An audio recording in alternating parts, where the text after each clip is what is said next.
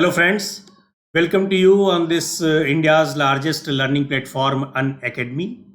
और आप भी इसके पार्ट बन सकते हैं इसका सब्सक्रिप्शन लेकर के। और यहाँ पे हम लोग यूपीएससी सिविल सर्विसेज एग्जामिनेशन की तैयारी की चर्चा करेंगे और उसमें हम लोग history, art and culture subject की बात करेंगे।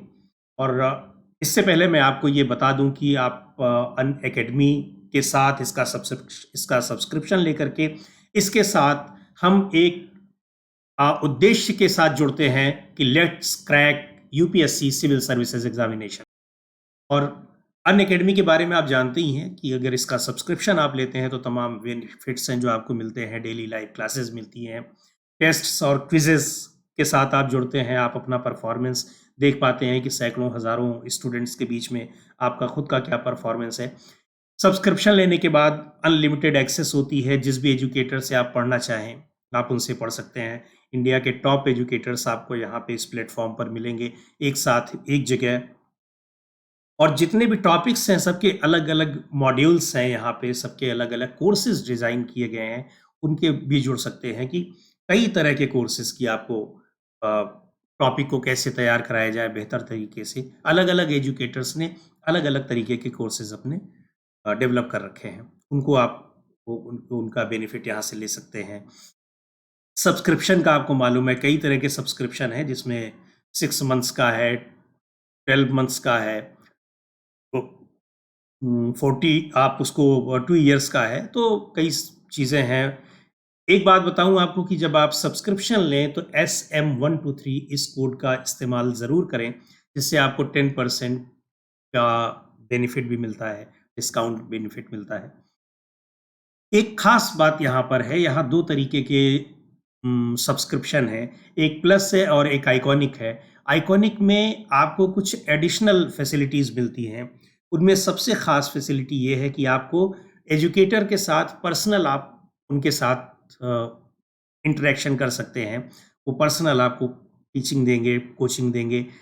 आपकी क्वेरीज जो कुछ भी होंगी कोर्स से रिलेटेड, टॉपिक से रिलेटेड, आप उसको उनसे पूछ सकते हैं। अपना टेस्ट वगैरह का फीडबैक उनसे ले सकते हैं। तो एक तरह से उनका जो पर्सनल उनके साथ कम्युनिकेशन होगा उसका फ़ायदा आपको मिलेगा। उसके अलावा और भी कई चीज़ें हैं जो कि आइकॉनिक सब्सक्रिप्शन में आपको मिलती हैं। यहाँ भी आप अगर SM123 इस रेफरल कोड के साथ आप ज्वाइन करेंगे, सब्सक्रिप्शन लेंगे, तो उसका वही फ़ायदा आपको यहाँ भी मिलेगा इस आइकॉनिक कोर्स में भी। तो ये सारी बातें हुई। आज हम लोग चर्चा, जैसे शुरू मैंने बताया कि यहाँ पे हिस्ट्री की चर्चा करेंगे।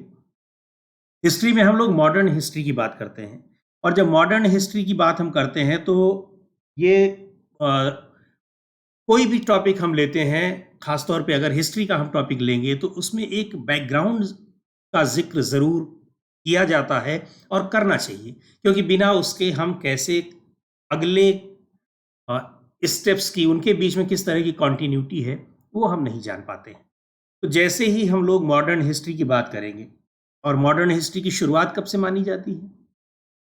अगर आपने इतिहास में पहले मेरी क्लासेस ली होंगी या आपने और भी क्लासेस ली होंगी तो ये आपको बताया गया होगा कि हर पीरियड में, टाइम पीरियड में कुछ न कुछ ऐसी घटनाएं होती हैं, ऐसे इंसिडेंट्स होते हैं जिनके आधार पे हम कह सकते हैं कि ये एक तरह से वहाँ पे एक दोनों की 2 अलग-अलग टाइम पीरियड को बाँट रहे हैं।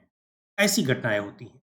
जैसे अगर हम मॉडर्न हिस्ट्री की बात करें तो एक घटना ऐसी होती है, वो होती है 1757, या उसके बाद वो घटना होती है 1764। इस घटना को हम कह सकते हैं कि ये एक तरीके से शुरुआत होती है मॉडर्न हिस्ट्री की। कैसे, क्यों, उसकी चर्चा हम लोग करेंगे, लेकिन एक लाइन में ये बता दूं कि क्यों ऐसा करते हैं।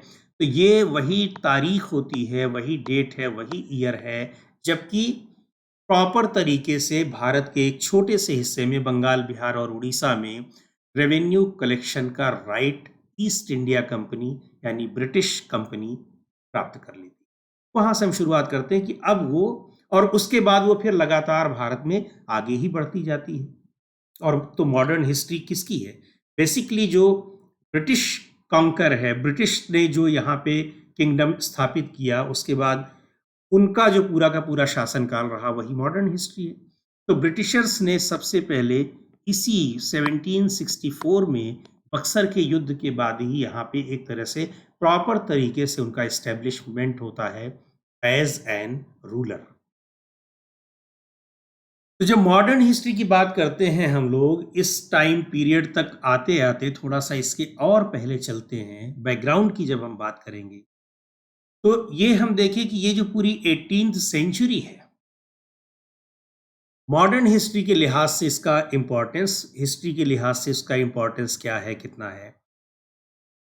यहाँ इससे पहले हम 1707 इस डेट को भी हमको नहीं भूलना चाहिए, ये भी एक टर्निंग पॉइंट का काम कर रहा है। 1707 में क्या होता है, यहाँ औरंगजेब की मृत्यु होती है। औरंगजेब की मृत्यु के बाद जो पूरा मुगल एम्पायर था वो धीरे धीरे धीरे धीरे उसका डिसइंटीग्रेशन होने लगा, वो छोटे छोटे राज्यों में बंटने लगता है। मुगल एम्पायर जो सेंट्रली बहुत ही पावरफुल हुआ करता था औरंगजेब तक, बाबर से लेकर के और औरंगजेब तक वो लगातार पावरफुल हुआ है। थोड़ा बहुत बीच में कुछ एक ईयर्स को छोड़ दिया जाए जब शेर शाह सूरी वहां पर आकर के अपना शासन जमाता है, लेकिन इस पूरे दौरान लगभग ये 180-85 साल का जो टाइम है, इस पूरे टाइम पीरियड में मुगल एम्पायर सेंट्रली बहुत मजबूत था और जितना उसने चाहा अपने आसपास के इलाके को, उतना ज़्यादा उसने अपने किंगडम को एक्सपेंड किया। तो 1707 में जब औरंगजेब की मृत्यु होती है, औरंगजेब मरते हैं, तो उसके बाद से लेकर के ये पूरा 1857 तक का टाइम पीरियड जो है, इसको आप इस तरीके से देखेंगे, ये पूरा का पूरा स्ट्रगल फॉर सक्सेशन रहा। कौन राजा बनेगा किसके बाद, ये चीज़ कोई नहीं तय थी। इस तरीके से तय पहले भी नहीं थी, लेकिन पहले क्या होता था, उतना ज़्यादा वार नहीं हुआ, हर बार नहीं हुआ, लेकिन यहाँ पर कदम कदम पर हो रहा है। कैसे हो रहा है उसकी चर्चा हम करते हैं। तो जब 18th सेंचुरी में इंडिया की कंडीशन कैसी थी, ब्रिटिश यहाँ पर ब्रिटिश कंपनी 1764 में इस्टेब्लिश होना शुरू कर देती है एज ए रूलर, लेकिन उस दौरान हम उस पूरी सेंचुरी में, उस पूरी शताब्दी में ये किस तरीके से थी, इसकी चर्चा हम इस चैप्टर में करेंगे। यहाँ पे सबसे पहले हम लोग लेटर मुगल्स की बात करेंगे, यानी औरंगजेब के बाद जो मुगल एम्पायर्स हुए हैं उनकी चर्चा करेंगे, कितने मजबूत थे, उन्होंने क्या किया, उनके टाइम पीरियड में किस तरीके की एक्टिविटीज़ थी, सोशल एक्टिविटीज़, इकोनॉमिक एक्टिविटीज़ और चीज़ें क्या थी। देन हम लोग बात करेंगे ऑटोनॉमस स्टेट्स की। सेंट्रल लेवल पर जब कोई किंगडम वीक होने लगता है, कमज़ोर होने लगता है, तो ऑब्वियसली जो स्टेट रूलर्स होते हैं, स्टेट में जो उस समय सूबेदार थे, सामंत थे, वो लोग मजबूत होने शुरू हुए। ये कमज़ोर हुए, सेंट्रल गवर्नमेंट कमज़ोर हुई, तो यहाँ पे स्टेट रूलर्स जो थे वो मजबूत होने लगे, या उन्होंने विद्रोह करना शुरू कर दिया, या उन्होंने सेंट्रल मुगल एम्पायर की या जो मुगल बादशाह हुआ करता था उसकी बातों को उन्होंने अनसुना करना शुरू कर दिया। जब वो कमज़ोर रहेगा तो जाहिर सी बात है कि वो उसकी बात कौन सुनेगा। ऐसी सिचुएशन में कुछ अच्छे ऑटोनॉमस स्टेट्स जो है उन्होंने बहुत बढ़िया प्रोग्रेस किया, हालांकि बाद में वही सारी दिक्कतें उनके यहाँ भी आई। और ऑटोनॉमस स्टेट्स ऐसा नहीं था कि केवल वहाँ का एम्पेरर बनने के लिए, राजा बनने के लिए, या एक विद्रोही भावना ही उनके अंदर थी। कुछ ऐसे थे जो इस मुगल पीरियड में जिस तरीके की एक कह लीजिए कि निगेटिविटी चल रही थी, निगेटिव अप्रोच चल रहा था एम्पेरर्स के अंदर, उनके जो राजमहल है वहाँ के अंदर, उससे जो बहुत ब्रिलियंट सामंत थे, उन लोगों को बड़ी वहाँ से नफरत सी होने लगी। उन्होंने सोचा इससे अच्छा है कि हम अपने स्टेट में ही जा कर के कुछ बेहतर कर सकते हैं। तो उस वजह से भी ऑटोनॉमस स्टेट्स जो है वो उन लोगों ने अपना एक इंडिपेंडेंस घोषित कर दिया और वहाँ अच्छा काम किया वहाँ पे उन्होंने। लेकिन ये चीज़ भी बहुत ज़्यादा दिन तक नहीं चल पाई। क्यों? क्योंकि कई लेवल पर स्ट्रगल हो रहा था। जब स्टेट बनने लगे छोटे छोटे, इन्होंने सेंट्रल मुगल एम्पायर की बात को मानना बंद कर दिया, तो हुआ क्या कि इनमें आपस में भी अगल-बगल के जो स्टेट्स होंगे, उनके अंदर भी कंपटीशन रहेगा, उनके अंदर भी स्ट्रगल होगा। उसके अलावा British company, east India company तेज़ी से बढ़ ही रही थी। तो कुल मिलाकर के पूरा का पूरा ये टाइम पीरियड ही जो 1700 से लेकर के और 1799 99 तक का है, 1800 का है, ये पूरा स्ट्रगल पर ही डिपेंड है। आपस में लोगों के बीच में संघर्ष हो रहा है। उसके अलावा तीसरी चीज हम इस टाइम पीरियड की, इस सेंचुरी की जो सोशल और इकोनॉमिक कंडीशंस हैं, उनको स्टडी करते हैं। तो 3 पार्ट में हम इस सेंचुरी को स्टडी करेंगे, इस सेंचुरी की हिस्ट्री को, 18th सेंचुरी को, जिनमें लेटर मुगल्स, ऑटोनॉमस स्टेट्स और इस टाइम पीरियड में जो सोशल इकोनॉमिक कंडीशंस भारत की थी उनको।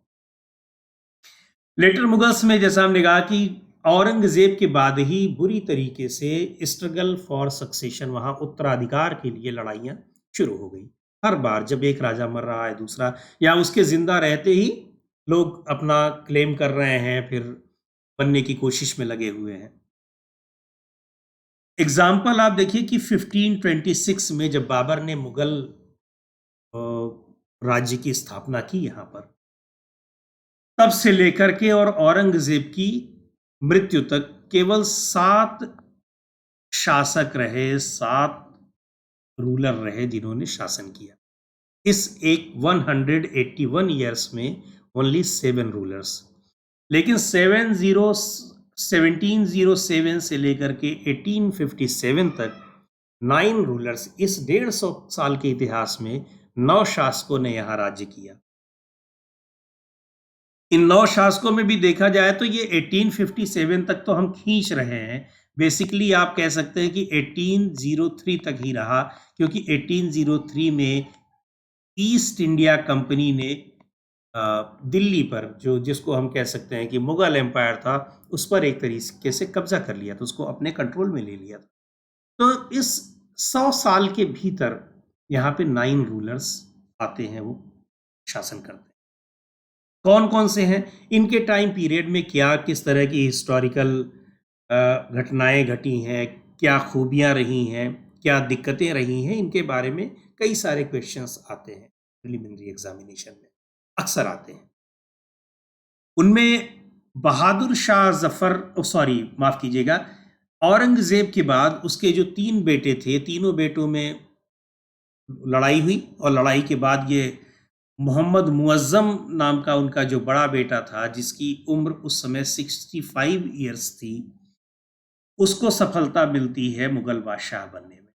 मुगल बादशाह बनने के बाद उन्होंने अपना नाम रख लिया बहादुर शाह। यह आपको याद रखना है, पहले उनका नाम मोहम्मद मुअज्जम था, लेकिन बहादुर शाह नाम से उन्होंने अपना, खुद वो जब राजा बने तो उन्होंने अपना नाम बहादुर शाह रख लिया, बादशाह जब बने। और इनको शाह आलम भी कहा जाता है, ये भी एक नाम उनका था। तो 3 नाम उनके थे। औरंगजेब ने किस तरीके से शासन किया था आपको मालूम है। औरंगजेब ने बहुत ही एक तरह से कह लीजिए कि ऑर्थोडॉक्स वे में बहुत शासन किया। हिंदू प्रजा जो थी उसके साथ उन्होंने बहुत डिस्क्रिमिनेशन किया, जजिया टैक्स लगाया, पिलग्रिम टैक्स लगाया, यात्रा पे कर देना होता था। कई सारे ऐसे टैक्सेस थे जो रिलीजियस बेसिस पे थे, धार्मिक आधार पर थे, कि वो मुसलमानों को नहीं देना होता था, केवल नॉन मुस्लिम्स को देना होता था, वो चाहे जैन हो, बौद्ध हो, हिंदू हो, क्रिश्चियंस हो, कोई भी हो। लेकिन बहादुर शाह जब शासक बने तो चूंकि इनको मालूम था कि हम कितने मुश्किल से बन रहे हैं, और औरंगजेब के टाइम में ही बहुत जो ये क्षेत्रीय, जो रीजनल, जो इनके सामंत थे, वो विद्रोह करने लगे थे। कई विद्रोहों को दबाया भी था औरंगजेब ने। ये हम जब मेडिवल हिस्ट्री हमने पढ़ी होगी तब ये जाना है। जब उस औरंगजेब के मरने के बाद तो ये चीजें, इनकी आशंका और ज्यादा बढ़ गई। वो भी बहादुर शाह अब 65 ईयर्स की एज में बादशाह बन रहे हैं। शासन का और चीजों का इनको थोड़ा बहुत अनुभव रहा, लेकिन इतना ज्यादा एक वास्ट एक्सपीरियंस इनके पास नहीं था। तो इन्होंने सोचा कि बेहतर ये है कि लोगों से लड़ाई करने के, स्ट्रगल करने के, उनके साथ युद्ध करने के, उनके साथ मेल मिलाप की नीति अपनाई जाए। इन्होंने सबसे पहले ये काम किया कि टॉलरेंस पॉलिसी अपनाई, चाहे वो प्रजा के साथ हो और चाहे वो सामंतों के साथ हो और चाहे वो जो जीते गए राज्य थे, स्थानीय राज्य, उनके राजाओं के साथ हो। इन्होंने बहुत ज़्यादा वो नहीं किया।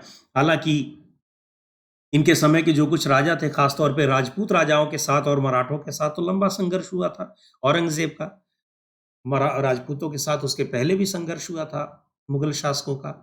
तो राजपूत जब भी मौका देखते थे, वो सिर उठाने लगते थे। जैसे ही उन्होंने सेंट्रल जो एम्पेरर है उसको कमज़ोर देखा, तुरंत वो आज़ाद होने की कोशिश करते थे। लेकिन इन्होंने शुरू में उनको दबाने की कोशिश की, इनको लगा कि हम दबा नहीं सकते हैं, तो बहादुर शाह ने उनके साथ एक फ्रेंडली रिलेशनशिप कायम किया।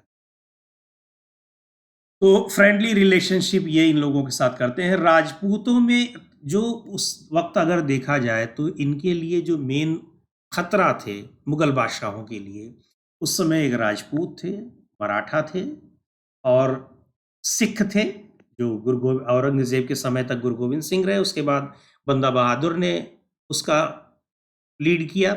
उसके बाद मथुरा, आगरा, भरतपुर, इनके आसपास और दिल्ली, यहाँ पे जाटों का एक राज्य स्थापित हो गया था भरतपुर में। तो ये थे, ये खास तौर पे ये 4 लोग ऐसे थे जिनसे कि मुगल बादशाहों को, औरंगजेब के कंटेम्प्रेरी भी और उसके बाद भी, इनको खतरा बना रहा लगातार। तो आमेर राजपूतों में आमेर और मारवाड़ थे, ये 2 राज्य थे मुख्य रूप से। आमेर के राजा जयसिंह थे और अजीत सिंह जो बहादुर शाह के समय में, ये मारवाड़ के राजा थे। इनके साथ इन्होंने अपना ये कहा कि भाई आप इंडिपेंडेंट तरीके से वहाँ राज्य करिए, कोई दिक्कत नहीं है। एक जो सेंटर के साथ रिश्ता होता है उसको आप निभाते रहिए, जो टैक्स देना होता है और चीज़ें देनी होती है उसको आप करते रहिए। तो ये इन लोगों का एक तरीके का कॉम्प्रोमाइज़ हो गया था। मराठास को भी इन्होंने तमाम तरह की फ्रीडम दे रखी थी और उनके साथ भी इन्होंने बिल्कुल कॉम्प्रोमाइज्ड वे में अपना एक दोस्ती कर ली थी। गुरु गोविंद सिंह की मृत्यु भी 1708 में हो जाती है, यानी औरंगजेब के 1 साल बाद गुरु गोविंद सिंह की मृत्यु। गुरु गोविंद सिंह की मृत्यु के बाद बंदा बहादुर के नेतृत्व में, के हाथ में सिखों का नेतृत्व आता है। बंदा बहादुर ने रिवोल्ट किया। बंदा बहादुर ही एकमात्र कह लीजिए कि वो लोग थे, यानी सिख अकेले ऐसे थे जिन्होंने कि बहादुर शाह के समय में रिवोल्ट किया और लगातार करते रहे। बहादुर शाह का जो टाइम पीरियड था 1707 से 1712 तक था। तो इस दौरान लगातार ये सिख इनको परेशान करते रहे। सब पर बहादुर शाह ने अपने दिमाग से और अपने जो उसके एडवाइज़र्स थे उनकी मदद से कंट्रोल कर लिया, फ्रेंडली रिलेशनशिप बनाए, टॉलरेंस पॉलिसी अपनाई, लेकिन बंदा बहादुर के साथ वो कॉम्प्रोमाइज़ नहीं कर सके। जाट थे, जाटों के राजा चूड़ामन थे और चूड़ामन के साथ भी उन्होंने अपना एक फ्रेंडली रिलेशनशिप कायम किया। बंदा बहादुर लास्ट तक इनके कब्जे में नहीं आया और बंदा बहादुर लगातार परेशान करता रहा। इवन वो बिल्कुल आगे बढ़ते हुए लौहगढ़ फोर्ट तक चला आया। लौहगढ़ का किला जो था, औरंगजेब ने उसको गुरु गोविंद सिंह से छीन लिया था। इन लोगों ने उसको फिर से कब्जा कर लिया, बंदा बहादुर ने 1712 में। ये लौहगढ़ का किला अंबाला में है, अंबाला हरियाणा में पड़ता है, दिल्ली के एक तरह से करीब ही है, और इसको बनवाया था गुरु गोविंद सिंह ने। तो इस किले पर वापस बंदा बहादुर ने कब्जा कर लिया और उसके नेतृत्व में सिखों ने। तो ये 1712 यानी कुल मिलाकर के बहादुर शाह फर्स्ट का जो टाइम पीरियड था, इसको बहुत खराब नहीं कहा जाएगा, लेकिन ये धीरे धीरे दिखने लगा था कि अब मुगल एम्पेरर उतने मजबूत या उतने ग्रेट एम्पेरर नहीं रह गए जितने कि औरंगजेब या उससे पहले वो थे, यानी उनकी कमजोरियां पता लगने लगी। दूसरे क्या हुआ, जब ये कमजोर होने लगता है राजा, तो वो बहुत, और उसके बाद उसके अगेंस्ट कॉन्स्पिरेसी करने वाले बहुत सारे लोग जब होते हैं, उसके राज दरबार में भी बहुत से लोग थे, उसको पता भी था, लेकिन उनसे वो अलग कितने लोगों से निपटेगा वो। तो कुल मिलाकर के इन चीज़ों में भी वो उलझा रहा। तो उसमें कुछ लोगों को खुश करने के लिए बहुत सारी जागीर बांटी, लोगों को, अपने ख़ास लोगों को प्रमोशन दिए, पुरस्कार दिए। इन सब में क्या हुआ कि ट्रेज़री जो है वो ख़ज़ाना क्या होगा, खाली होगा। आप लोगों को प्रसाद बाँटेंगे, इस तरह से इनाम बाँटेंगे कुछ लोगों को, तो जाएगा तो वो रेवेन्यू पूरा का पूरा किसका जाएगा, स्टेट का ही जाएगा। तो बहुत ज़्यादा कमज़ोर हो गया, लगातार लड़ाइयाँ भी लड़नी पड़ रही थीं। धीरे धीरे किसी भी राज्य की अगर इकोनॉमिक कंडीशन खराब होने लगेगी तो निश्चित तौर पर उसी से जुड़ी हुई सारी चीज़ें हैं और चीज़ें भी खराब होने लगेंगी। वही अब मुगल एम्पेयर्स के बारे में हो रहा था, मुगल डायनेस्टी के बारे में। 1712 में बहादुर शाह की मृत्यु हो जाती है, जो कि वो ऑलरेडी काफ़ी बूढ़ा ही था, 65 ईयर्स ओल्ड था, और तब तक तो वो 70 प्लस में था। उसके मरने के बाद फिर से वार ऑफ सक्सेशन स्टार्ट हो जाता है 1712 में। अब उसके बेटों के बीच में लड़ाई हो रही है, और इसमें अब जो मजबूत बनेगा, स्थिति ये थी कि बहादुर शाह की बॉडी जो है वो कई हफ्ते तक पड़ी रही, उसको कोई दफनाने वाला नहीं मिला। इसके जितने बेटे थे उन सारे के सारे सबके सब लड़ पड़े थे। एक खास बात ये देखने को मिलती है कि अभी तक जो वॉर ऑफ सक्सेशन हो रहा था वो सिर्फ रॉयल फैमिली के बीच में हो रहा था। अब उसमें जो सामंत थे, यानी जो राज दरबार के लोग थे, वजीर्स थे, उन लोगों ने भी पार्टिसिपेट करना या उसमें दखलंदाजी करना शुरू कर दिया था, इंटरवीन करना शुरू कर दिया। यानी इन लोगों की इच्छा ये थी कि हम पीछे से किसी एक राजा को सपोर्ट करें और वो बन जाए तो इनडायरेक्टली हम लोग खुद ही रूल करें। तो राज दरबार में इस तरह के कई गुट बनने लगे। उन्हीं में से एक व्यक्ति उस समय जो वजीर था, एक सामंत जिसका नाम जुल्फिकार खां था, ये सबसे ज़्यादा मजबूत, ताकतवर और काबिल आदमी था। इसके सपोर्ट से जहांदार शाह जो है वो बना मुगल बादशाह। तो मुगल, एक बात यहाँ मैं और बताना चाहता हूँ, और एग्जामिनेशन में अक्सर पूछा भी जाता है कि लेटर मुगल्स के बारे में जो हिस्टोरियंस ने लिखा है, बहुत कुछ चीज़ें लिखी हैं। कुछ इनके दरबारी इतिहासकारों ने भी लिखी हैं, कुछ दूसरे इतिहासकारों ने भी। उन लोगों ने इन सारे लेटर मुगल में के जितने एम्पेयर्स थे, इनको एक खास नाम दिया है, एक तखल्लुस दिया है। जैसे बहादुर शाह के लिए एक तखल्लुस का इस्तेमाल होता है, और ये पूछा भी जाता है कई बार, तो आप याद भी रखिएगा, शाहे बेखबर। शाहे बेखबर यानी ऐसा बादशाह जिसको कोई खबर नहीं है कि क्या हो रहा है हमारे स्टेट में, क्या नहीं हो रहा है, बेफिक्र है, ऐसा इतिहासकारों ने। और ये किस इतिहासकार ने उसको ये नाम दिया था? मुंतखब उल लुबाब नाम की हिस्ट्री की एक किताब लिखी थी खफी खां ने। खफी खां ने इसको ये नाम दिया था शाहे बेखबर, याद रखिएगा इस चीज को। उसी तरीके से जहांदार शाह को भी एक नाम दिया गया, सुनने में बड़ा अजीब सा लगेगा, लेकिन ये इतिहासकारों ने ये नाम दिया था। उसकी अंग्रेजी मीनिंग है, इतिहास उस समय फारसी में लिखा गया था, लस्टफुल फूल। यानी इसका हिंदी में जब तर्जुमा करते हैं हम लोग तो लिखते हैं लंपट। हिंदी की किताबों में आपको लिखा मिलेगा लंपट मूर्ख। इसलिए लंपट मूर्ख इसको कहा गया। इसके कई फैसले ऐसे थे, हालांकि 1 साल का ही शासनकाल इसका रहा जहांदार शाह का, और अपने में अपनी काबिलियत से ये बना भी नहीं था। इसको बादशाह बनाने में मुख्य भूमिका निभाई थी जुल्फिकार खान, और इसके शासनकाल की जो कुछ एक अचीवमेंट्स भी होंगी वो इसी के नाम पे होंगी। बावजूद इसके जहांदार शाह ने ये कोशिश की कि वो जुल्फिकार खान से ही छुटकारा पा जाए। वो जुल्फिकार खान के अगेंस्ट कॉन्स्पिरेसी करने लग गया, या उसके खिलाफ जो कॉन्स्पिरेसी करने वाले लोग थे उनको इसने अप्रिशिएट करना शुरू कर दिया, उनके साथ खुद मिल गया। ये बात इसको पता लग गई जुल्फिकार खान को, तो जुल्फिकार खान की बाद में हत्या कर दी गई, मार डाला गया उसको। और उसके बाद एक दूसरे कह लीजिए कि जो सामंत थे उनका, वो लोग आगे निकल करके आते हैं। उन लोगों को कहा जाता है सैयद ब्रदर्स। उन सैयद ब्रदर्स ने एक दूसरे मुगल बादशाह को, और जो कि इस जहांदार शाह का भतीजा ही था, इसको बादशाह बना दिया।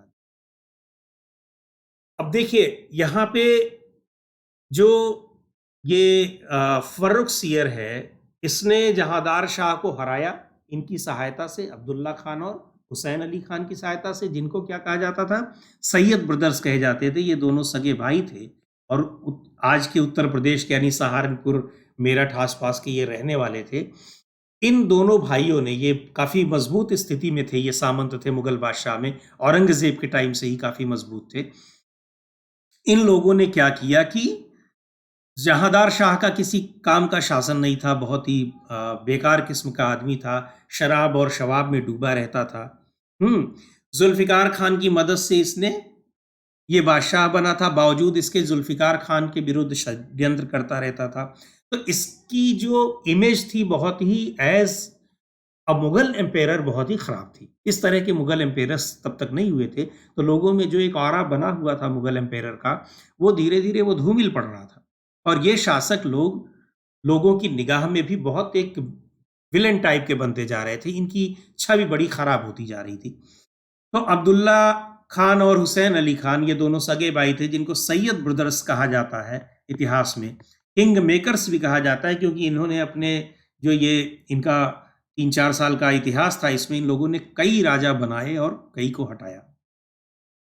इन लोगों ने फर्रुख सियर को बना दिया मुगल बादशाह। ये फर्रुख सियर जहांदार शाह का भतीजा था और जहांदार शाह को मार डाला। अब इसने जो भी काम किए फर्रुख सियर ने, करीब 6 साल तक ये मुगल बादशाह रहा, और सारे काम इन्होंने किए हैं सैयद ब्रदर्स की एडवाइस पर। यानी कह लीजिए कि जो भी अब क्रेडिट या डिसक्रेडिट है वो किसके नाम पे जाएगी, सैयद ब्रदर्स के नाम पर। कुछ अच्छे काम किए, चूंकि उस पॉलिसी को जिसको बहादुर शाह ने शुरू किया था, यानी जो टॉलरेंस पॉलिसी थी हिंदू राजाओं के साथ, हिंदू जो उसके सामंत थे उनके साथ, उसको इन्होंने भी जारी रखा। जजिया और पिलग्रिम टैक्स को इन्होंने ख़त्म कर दिया। अभी बहादुर शाह ने वो नहीं ख़त्म किया था, लेकिन इन्होंने थोड़ा आगे बढ़ करके उसको और ख़त्म किया, इस जजिया को। टॉलरेंस पॉलिसी जो है और फ्रेंडली रिलेशनशिप, उसको इन्होंने कायम रखा। बंदा बहादुर जो कि काबू में नहीं आ रहा था, ना तो बहादुर शाह के, जहांदार शाह के समय में क्या काबू में आता, वो उसको फाइनली सप्रेस किया, उसके विद्रोह को पूरी तरीके से खत्म कर दिया जहां फर्रुख सियर ने, या फर्रुख सियर कह लीजिए सैयद ब्रदर्स की मदद से। बंदा बहादुर और उसके जो करीब 700 से ज्यादा, करीब 740 उसके सोल्जर्स थे, उन सभी को पकड़ करके उनको मार डाला गया। उनको पहले लड़ाई में हराया गया, लौहगढ़ के किले को जीत लिया गया, बंदा बहादुर को फांसी दे दी गई, उसके जितने साथी सिपाही थे सबको फांसी दे दी गई। ये काम किसके समय में हुआ है? फर्रुख सियर के समय में। ये क्वेश्चन इस तरीके से आते हैं। तो ये उपलब्धियां रही फर्रुख सियर के समय की उपलब्धियां रही, जो कि सैयद ब्रदर्स की मदद से फर्रुख सियर ने हासिल की थी।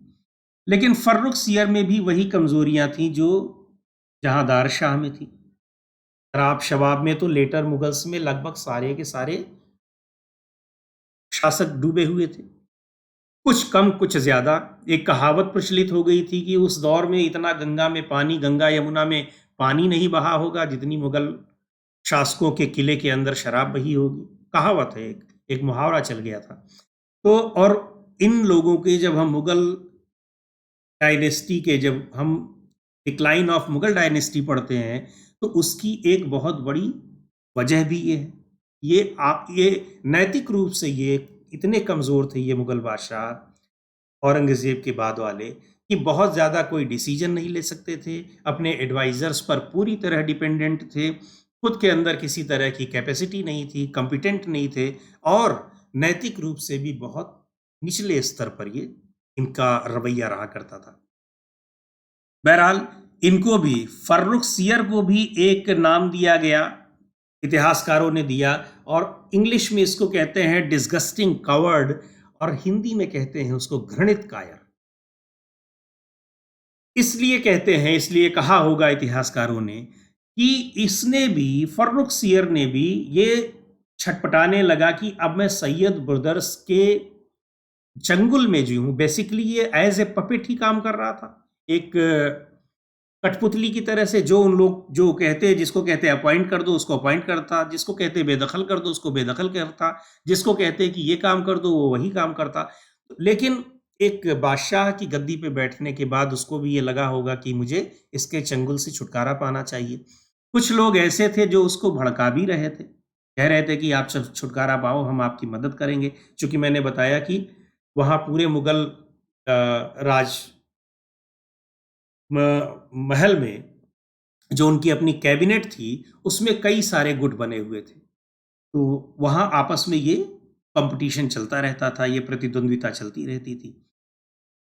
तो हुआ क्या कि जब सैयद ब्रदर्स को ये पता लग गया कि ये तो हमारे ही खिलाफ कॉन्स्पिरेसी कर रहा है, तो सैयद ब्रदर्स ने क्या किया कि फर्रुख सियर को ही मार डाला। और ये मुगल साम्राज्य की बहुत बड़ी घटना थी, किसी राजा को उसके अपने वजीरों ने मार डाला। एक चीज और है, इसने इन लोगों को बड़े बड़े पद भी दिए थे। अब्दुल्ला खां को उसने बनाया था, अपना वजीर बनाया था, और हुसैन अली खान जो दूसरे भाई थे उनको बनाया था मीर बख्शी। मीर बख्शी उस समय जो कह लीजिए कि जो आर्मी का चीफ होता था, मेन कमांडर जो होता था, chief of the army staff, उसको मीर बख्शी कहते थे, वो बनाया था। तो यानी जो राज्य की जो सबसे बड़ी ताकत होती है, एक वजीर और आर्मी, वो दोनों इन्हीं भाइयों को दे रखी थी, और बाकी सारे डिसीजन भी यही लोग लेते थे। लेकिन जब इसको पता लगा कि ये हमारे ही खिलाफ षड्यंत्र कर रहा है या षड्यंत्र करने वालों में शामिल है, तो उन्होंने इसको बहुत ही ब्रूटल तरीके से मार डाला, और बहुत ही इंसल्टिंग वे में। कुछ हिस्टोरियंस ने लिखा है कि शायद वो मुगल बादशाह वहाँ पे अपनी गद्दी पर बैठा था और वहाँ से उतार करके और पीटते हुए, मारते हुए, धक्के देते हुए इस तरीके से इसकी हत्या की गई। तो हत्या तो कर दी, लेकिन जो आप देख रहे हैं कि जो मुगल एम्पायर एक था, और मुगल बादशाहों का जो एक ऑरा था, एक आभामंडल उनका था, वो बना हुआ था। प्रजा को बहुत बुरा भी ये लगा, सैयद ब्रदर्स की काफ़ी आलोचना भी हुई, लेकिन उन लोगों ने ये कहा कि भाई फर्रुख सियर खुद ही इस तरीके के कामों में व्यस्त था कि ऐसा करना हमारी मजबूरी थी। लेकिन सैयद ब्रदर्स के प्रति भी लोगों के अंदर थोड़ा द्वेष और घृणा ये सब फैलती गई, क्योंकि बहुत ही ब्रूटल तरीके से फर्रुख सियर को मारा गया था। और फर्रुख सियर ने आम पब्लिक में ऐसा कोई काम नहीं किया था। जैसे देखिए, एक बहुत बड़ी आबादी क्या थी, हिंदुओं की आबादी थी। अगर उसने जजिया और पिलग्रिम टैक्स खत्म किए तो डेफिनेटली वो हिंदू आबादी जो रही होगी उसको खुशी हुई होगी, उसने अप्रिशिएट किया होगा। क्रेडिट तो राजा को ही मिलनी थी, वो फर्रुख सियर को ही मिली होगी। टॉलरेंस पॉलिसी अपनाई थी, तो जो जितने भी हिंदू सामंत थे वो सारे के सारे इसके फेवर में ही रहे होंगे। हाँ, बस एक केवल सिखों का इन्होंने वो संहार किया था, और वो भी बहुत ब्रूटल तरीके से। उनके बीच में भले फर्रुख सियर की छवि एक खलनायक की बनी हो, लेकिन बाकी जो पूरा साम्राज्य था, मुगल साम्राज्य, वहां फर्रुख सियर की छवि उतनी खराब नहीं थी।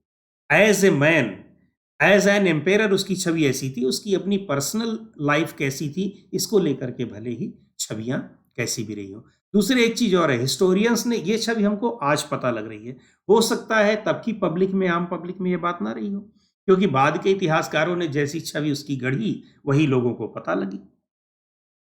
तो इसको लेकर के सैयद ब्रदर्स के खिलाफ भी लोगों में एक गुस्सा पैदा हुआ, जिसका उनको बाद में खामियाजा भी भुगतना पड़ा। इस दौरान फर्रुख सियर के मरने के बाद इन्होंने दो राजाओं को बनाए, उसी के दो बेटों को। उनमें एक का नाम था रफ़ीउद्दर्जात और दूसरे का नाम था रफ़ीउद्दौला।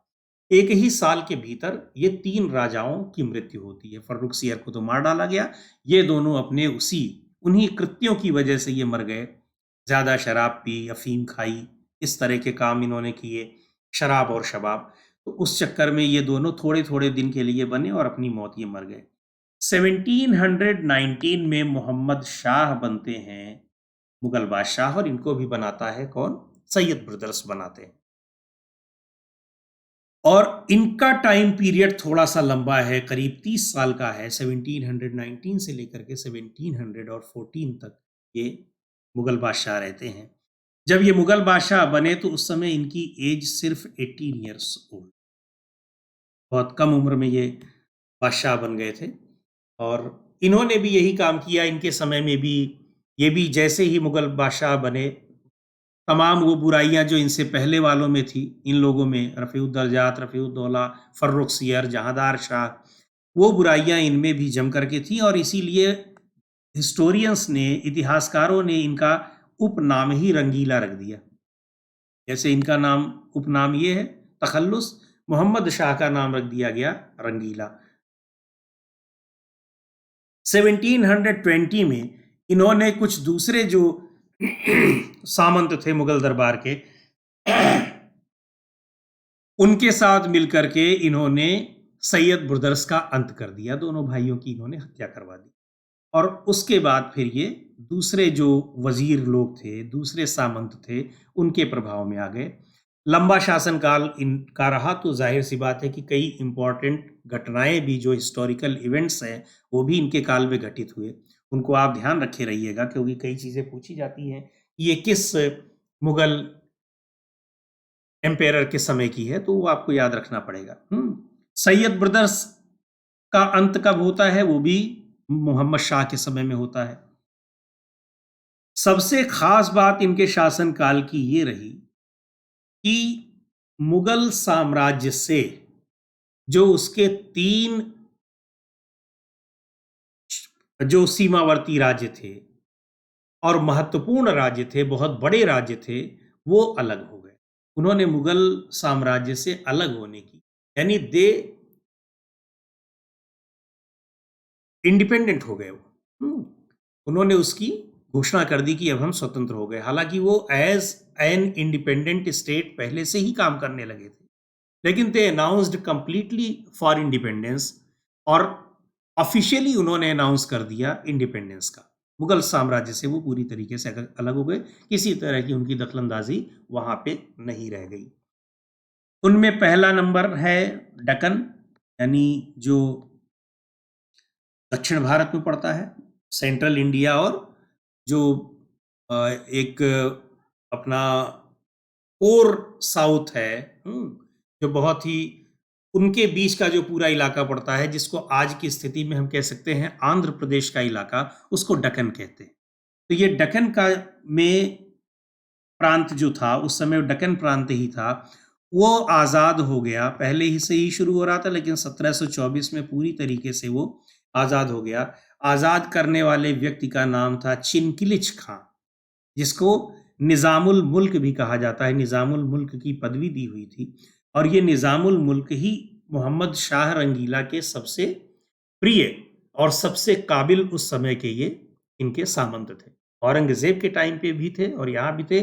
और यहाँ की जो कॉन्स्पिरेसी, पॉलिटिक्स, ये सारी चीजें ये देख रहे थे, तो अपने आप ही ये वहां चला गया। हालांकि उसको यहाँ वजीर बना रखा था, वहां की सूबेदारी भी दे रखी थी, लेकिन बाद में ये अपना वहीं पे चला गया और उसने दक्कन में एक इंडिपेंडेंट स्टेट की स्थापना की, जिसकी कैपिटल इन्होंने बनाई हैदराबाद।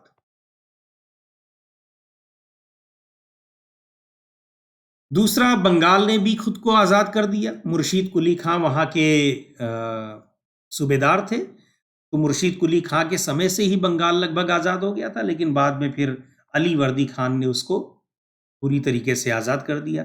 इन सब की जो ये ऑटोनॉमस स्टेट्स जो बाद में बने हैं, इनका इतिहास भी हम लोग पढ़ेंगे। उसी तरीके से अवध है। अवध की स्थापना किसने की? और ये जो जो इसके फाउंडर्स हैं, इनके नाम भी आप याद रखे रहिएगा, ये अक्सर पूछा जाता है। जैसे दक्कन की चिनकिलिश खां या निज़ामुल मुल्क कहते हैं। बंगाल के फाउंडर कौन रहे? मुर्शीद कुली खां और अली वर्दी खां। अवध के फाउंडर कौन रहे? सआदत खां। और इनका एक और नाम है बुरहानुल मुल्क। ठीक। तो एक इंपॉर्टेंट जो हिस्टोरिकल घटना होती है वो क्या होती है कि 3 बड़े स्टेट जो थे मुगल एम्पायर के, वो उससे अलग हो गए। दूसरी एक बहुत बड़ी घटना होती है, ईरान के शासक नादिर शाह ने अटैक किया 1739, और ये एक ऐसी घटना थी जिसने, जो डिक्लाइनिंग पोजीशन में था मुगल एम्पायर, उसको उसने और ज्यादा चोट पहुंचाई। नादिर शाह के अटैक ने 13 फरवरी 1739 को नादिर शाह करनाल में आता है। वो तो बेसिकली निकला ही था लूट मार करने के लिए और अपना खजाना भरने के लिए, चूंकि उसके पास पैसे की जब कमी होती थी तो इसी तरीके से लूट मार करने के लिए निकल पड़ता था। नादिर शाह 1739 में करनाल पहुंचता है। करनाल में उसकी भिड़ंत होती है मुगल सेनाओं के साथ। मुगल बादशाह शाह आलम जो थे, उन्होंने अपनी जो उनके सबसे काबिल 4 वजीर थे या सामंत थे या सेनापति थे, उन लोगों को भेजा, जिसमें से एक निजामुल मिल्क जिनकी चर्चा पहले हो चुकी है, एक कमरुद्दीन थे, दूसरे खाने दौरा थे और तीसरे सआदत खां जिन्होंने अवध के अलग राज्य की स्थापना की थी। इन चारों की लीडरशिप में मुगल आर्मी को भेजा करनाल, जहां इनका मुकाबला किससे हो रहा है? नादिर शाह की सेना से हो रहा है। नादिर शाह भी बड़ी सेना लेकर के आया ही था। केवल 3 घंटे ये लड़ाई, ऐसा इतिहासकार बताते हैं कि करनाल में सिर्फ 3 घंटे लड़ाई होती है और उस 3 घंटे की लड़ाई में ही नादिर शाह की सेना इन पर हावी हो जाती है और इनको हरा देती है। हराने के बाद, युद्ध के बाद जानते हैं आप कि संधि होती है, कोई कुछ शर्तें होती हैं, आपको माननी पड़ती है, दूसरे पक्ष को माननी पड़ती है और तभी युद्ध की समाप्ति होती है। तो कुछ संधियां की गई नादिर शाह के साथ, चूंकि लीड कर रहा था निजामुल मुल्क, और निजामुल मुल्क और सआदत खां में दोनों में बनती नहीं थी। दोनों दरबार के अंदर भी गुटबाजी करते थे, एक दूसरे के दुश्मन थे। तो यहां भी इन्होंने मौका देखा कि एक दूसरे को कैसे नीचा दिखाया जाए, जबकि यहाँ ये मिलकर के एक विदेशी सेना का मुकाबला कर रहे थे, लेकिन वहां भी इनकी आपसी दुश्मनी इनके बीच पे इस राष्ट्रीय परिदृश्य में भी वो, राष्ट्रीय हितों पर भी वो भारी पड़ गई आपसी दुश्मनी। सादत निजामुल मुल्क ने इसको, नादिर शाह को इस बात के लिए राजी कर लिया कि वो उसको 50 लाख रुपए देगा और वो वापस ईरान चला जाएगा। ये बात पता चली सआदत खां को। सआदत खां ने नादिर शाह से कांटेक्ट किया। नादिर शाह को कहा कि 50 लाख रुपया तो कुछ नहीं है, मुगल बादशाह के पास तो न जाने कितनी दौलत है, तो आप 50 लाख रुपए में क्यों मानोगे? आपको तो, अगर आप दिल्ली कूच कर जाओ, दिल्ली पर अटैक कर दो, वहां चले जाओ, तो पूरा का पूरा शाही खजाना ही आपके हाथ लग सकता है। ऐसा कुछ एक इतिहासकारों ने लिखा। तो सआदत खां की इस एडवाइस पर नादिर शाह ने दिल्ली की ओर कूच किया। वो दिल्ली गया और दिल्ली जाने पर वहां पे उसने अटैक कर दिया और सीधे सीधे फौज को जो है वो आदेश दे दिया कि जितना लूटना है लूट सको लोगों को। बहुत वहां पे जितने भी सामंत थे, इजारेदार थे और लोग थे, सबको लूटा गया। आम पब्लिक जो थी उसको भी लूटा गया। यहां तक कि मुगल बादशाह को उसमें इंटरवीन करना पड़ा, मोहम्मद शाह को, लेकिन फिर भी कोई फर्क नहीं पड़ा। एक बात और कही जाती है कि जब वो वहां पे रुका हुआ था, कुल मिलाकर के वो लगभग 57 डेज नादिर शाह दिल्ली में रुका और पहुंचने के दूसरे तीसरे दिन बाद ही ये अफवाह फैला दी गई कि नादिर शाह की मौत हो गई है। तो हुआ क्या कि उसकी सेना पर मुगल सेना ने धावा बोल दिया, आम पब्लिक ने भी धावा बोल दिया, क्योंकि 2 दिन के भीतर ही इतना परेशान कर दिया था नादिर शाह के सैनिकों ने कि लोगों के अंदर उनमें बड़ा गुस्सा आ गया था। इसके कई सारे सैनिक मार दिए गए। इस खबर के बाद, उसके कई सारे सैनिकों के मरने के बाद, फिर नादिर शाह ने बिल्कुल दिल्ली में कत्लेआम का एकदम हुक्म दे दिया गया। बताया जाता है कि लगभग 20,000 लोगों की हत्या की गई उस समय दिल्ली में नादिर शाह के सैनिकों द्वारा। मुगल बादशाह को आगे आना पड़ा, बहुत कोशिश करनी पड़ी, तब जाकर के ये पूरा का पूरा मैसेकर जो है वो रोका गया। और जमकर लूट, जितना लूटा जा सकता था दिल्ली को, नादिर शाह ने उतना लूटा। इसमें बहुत, जो मुगल बादशाह के सिंहासन पर लगा हुआ मयूर सिंहासन जिसको कहते थे, तख्ते ताऊस, उसको उठा ले गया नादिर शाह। कोहिनूर हीरा उठा ले गया। और जो मुगल साम्राज्य का जो नॉर्दर्न वेस्टर्न पार्ट था, वेस्टर्न एरिया जो था, उस पर ईरान का यानी नादिर शाह का कब्जा हो गया। उसको उसने अपने राज्य में मिला लिया। यानी वो कश्मीर से लेकर के और सिंध का इलाका पूरा जो था। तो नादिर शाह के अटैक ने मुगल साम्राज्य की एक तरह से जड़ ही हिला दी, और न सिर्फ भारत में ही बल्कि पूरी दुनिया में ये पता लग गया कि जो मुगल सेना, जिसका तोप खाना पूरी दुनिया में मशहूर था, जिसकी सेना की क्वालिटी और उसकी एक बादशाहत पूरी दुनिया में मशहूर थी, वो पूरी तरीके से खोखली हो गई है। अब वहां कुछ नहीं रहा। ये बात साबित हो गई नादिर शाह की इस अटैक से। नादिर शाह के अटैक के बाद नादिर शाह का ही एक साथी था, उसका एक वजीर था जिसका नाम था अहमद शाह अब्दाली। बाद में इसने अफगानिस्तान में एक इंडिपेंडेंट स्टेट कायम कर ली। उसके बाद 1748 से लेकर के 1761 तक इसने 5 बार मुगल साम्राज्य पर अटैक किया। बहुत सारी धन दौलत जो कुछ नादिर शाह छोड़ गया था उसको इसने लूटा, और 1761 में थर्ड बैटल ऑफ पानीपत में नादिर शाह ने मराठों को भी बुरी तरीके से पराजित किया, ये आपको पता होगा। उस पराजय से, जिसको हम लोग बाद में पढ़ेंगे, उसने ये भी कर दिया कि चूंकि जब ये मुगल साम्राज्य यहाँ पे कमजोर हो रहा था तो ऐसा लग रहा था, और उधर ईस्ट इंडिया कंपनी भी बढ़ रही थी और मराठे भी बढ़ रहे थे। मराठे बड़ी तेजी से बढ़ रहे थे। ईस्ट इंडिया कंपनी बहुत दिनों तक वो डायरेक्ट अपनी सेनाओं के साथ लड़ाई में नहीं शामिल हुई थी। तो ये लग रहा था कि इनको जो है रिप्लेस करने का काम, मुगल एम्पायर को रिप्लेस करने का काम हो सकता है मराठे करें। लेकिन 1761 में जो ये बैटल ऑफ पानीपत हुआ, ये मराठों से ही हुआ, और इसमें मराठों की बुरी तरीके से हार हुई। तो ये भ्रम टूट गया कि मराठे इनके स्थानापन्न हो सकते हैं या इनके रिप्लेसमेंट हो सकते हैं मुगल एम्पायर। तो 1748 तक क्या होता है कि मोहम्मद शाह का जो पूरा शासनकाल होता है, इस दौरान ये कुछ घटनाएं घटती हैं, और इनमें मुगल साम्राज्य आर्थिक रूप से बहुत कमजोर हो जाता है। स्टेट्स जितने हो सकते थे उन लोगों ने अपने को इंडिपेंडेंट कर दिया, उन्होंने अपनी घोषणा कर दी स्वतंत्र होने। मोहम्मद शाह के बाद जो एम्पायर बनते हैं उनका नाम है अहमद शाह। 6 साल तक इनका भी शासनकाल रहा, 54 तक, और कोई बहुत उपलब्धि नहीं रही सिवाय इस उपलब्धि के कि जहांदार शाह फर्रुख सियर जिन चीज़ों के लिए बदनाम थे, उसके लिए ये उनसे भी ज़्यादा बदनाम हो गए। इससे अलावा इनकी कोई अचीवमेंट नहीं है। आलमगीर सेकंड रहे, ये भी 5 साल तक रहे, और ये भी उसी तरीके से थे। बाद में आलमगीर सेकंड के बेटे जिसका नाम था अली गौहर, उसको वो मुगल बादशाह बनता है, उसका नाम है शाह आलम सेकंड। शाह आलम सेकंड के समय की 1759 से लेकर के काफ़ी लंबा इनका जो कार्यकाल था 1806 तक ये रहा। इनके समय में बैटल ऑफ बक्सर हुआ।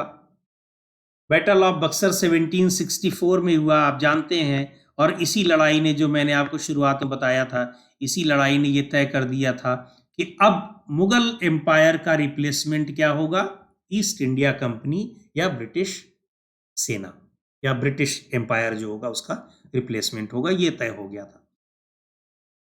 हालांकि उसमें इनको पेंशनर बना दिया गया, लेकिन 1772 में मराठों की मदद से ये फिर दिल्ली में आ गए थे, लेकिन बाद में फिर वहां से बेदखल कर दिए गए। और 1803 का एक साल ऐसा है जो बड़ा इंपॉर्टेंट है। इसी साल ईस्ट इंडिया कंपनी ने मुगल दिल्ली का शासन जो है वो पूरी तरीके से अपने हाथ में ले लिया।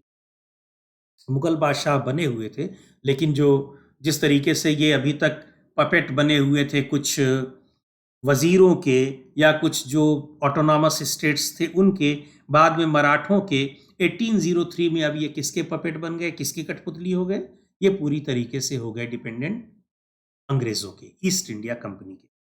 उसके बाद 1806 तक शाह आलम सेकंड रहते हैं। बाद में इनके मरने के बाद अकबर सेकंड बनते हैं 1806 से लेकर के 1837। 1803 में जब ईस्ट इंडिया कंपनी इस पर नियंत्रण स्थापित कर लेती है तो मुगल बादशाह जो पेंशनर थे उनको लाल किले से भी बाहर कर देती है। लाल किले से बाहर फिर कुतुब मीनार के पास एक छोटी सी जगह उनको दे दी जाती है। ये कहा जाता है कि अब आप इतना बड़ा महल लेके करेंगे क्या, मुगल बादशाहत तो रही नहीं। और आपने सुना होगा कि एक और मुहावरे का प्रयोग करते हैं कंटेम्प्रेरी हिस्टोरियंस कि मुगल बादशाह की हुकूमत दिल्ली से लेकर के पालम तक चलती है। तो बेसिकली यही था। वहाँ ये लाल किले से बेदखल करके जब इनको अंग्रेज़ों ने, ईस्ट इंडिया कंपनी ने वहाँ शिफ्ट कर दिया कुतुब मीनार के पास, तो यही मजाक उड़ाया इतिहासकारों ने कि मुगल बादशाह की बादशाहत कहाँ तक चलती है? दिल्ली से लेकर के पालम तक, यानी लाल किले से लेकर के और पालम तक। तो इतना ज़्यादा कॉन्स्ट्रिक्ट हो गया था मुगल एम्पायर, जिसकी कि एक समय तूती बोलती थी। उसके बाद 1837 में अकबर सेकंड के मरने के बाद फिर बहादुर शाह जफ़र बनते हैं। जफ़र उनका तखल्लुस था, शायरी करते थे और ये भी वही कैद थे एक तरह से, अंग्रेज़ों के पेंशनर बन करके। लेकिन बाद में अचानक से 1857 में जब क्रांतिकारी मेरठ से आए तो उन्होंने ज़बरन इनको जो है वो उस रिवोल्ट का नेता बना दिया था, जिसकी कहानी हम लोग 1857 के रिवोल्ट में पढ़ेंगे। तो ये पूरा का पूरा जो लेटर मुगल्स का इतिहास है वो ये है। इनमें क्या चीज़ें आपसे पूछी जाती हैं उनका लगातार मैं आपसे ज़िक्र करता रहा। ये फाउंडर्स इनके कौन थे, ये चीज़ें आप याद रखे रहिएगा। कुछ इम्पॉर्टेंट डेट्स मैं आपको बताता गया हूँ, उनको याद रखे रहिएगा। नादिर शाह का अटैक कब होता है, कितने बार अहमद शाह अब्दाली ने अटैक किया है, और जो चीज़ें आपने पढ़ी हैं इनको आप या तो इनके स्क्रीनशॉट ले लीजिए, नहीं तो ये पीडीएफ फाइल में भी आपके मौजूद रहेंगे और इनसे आप तमाम तरह के फैक्ट्स जो हैं वो याद कर सकते हैं। ये भी ध्यान रखे रहिएगा जो इनको तखल्लुस इतिहासकारों ने दिए हैं कुछ खास, उनका भी या उनको भी याद रखे रहिएगा। मोहम्मद शाह को रंगीला कहते हैं, डिस्गस्टिंग कवर्ड कहते हैं। और ये तो आज की क्लास को हम यहीं पे ख़त्म करते हैं। आपको अंत में एक बार फिर बता देता हूँ कि इस अनअकैडमी के प्लेटफॉर्म्स को आप लाइक करिए, कमेंट करिए, सब्सक्राइब करिए और अपने सोशल मीडिया अकाउंट्स के ज़रिए इनको शेयर करिए। आपको चलते-चलते एक बार फिर बता दूं कि इस कोड का इस्तेमाल करना आप न भूलें, SM123। बहुत-बहुत धन्यवाद। अगली क्लास में हम फिर मिलेंगे और तब हम ऑटोनॉमस स्टेट्स की बात करेंगे और जो उस समय की सोशल इकोनॉमिक कंडीशंस थी 18th सेंचुरी में भारत में, उसका ज़िक्र करेंगे। बहुत-बहुत धन्यवाद।